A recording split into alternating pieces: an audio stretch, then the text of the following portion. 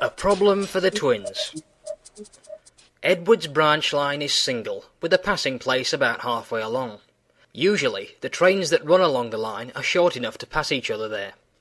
But one day, Donald had a long train of empty trucks, which his driver knew would be too long to fit into the passing loop, where they were due to cross Douglas with a loaded train. "I just hope he hasn't got too many trucks," said Donald's driver. Donald reached the loop first, and stopped. A few minutes later, Douglas appeared in the distance, coming slowly down the hill.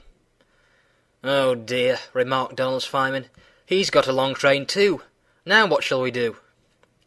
The signalman stopped Douglas before he entered the loop. "It's a pity you couldn't have left a couple of trucks behind," he remarked to Douglas's driver. "Now how are you going to get past?" Donald and Douglas looked at the signalman pityingly. "Och, it's nae problem," said Douglas. "'Tis nothing compared with the goings on our old line, eh, Donald?" "Aye," agreed Donald. "Why, Douglas doesn't even have to uncouple from his train." "Well, I'm blowed if I see how," said the signalman, scratching his head. The two drivers held a quick conference to decide what to do.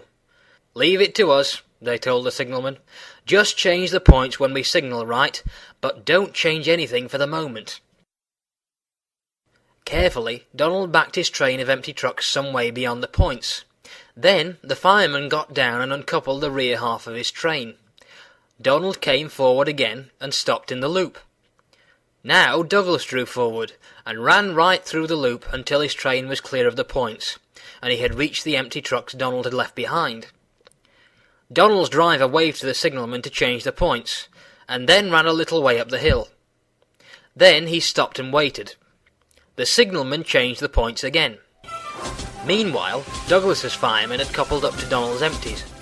Douglas drew back and uncoupled them in the loop.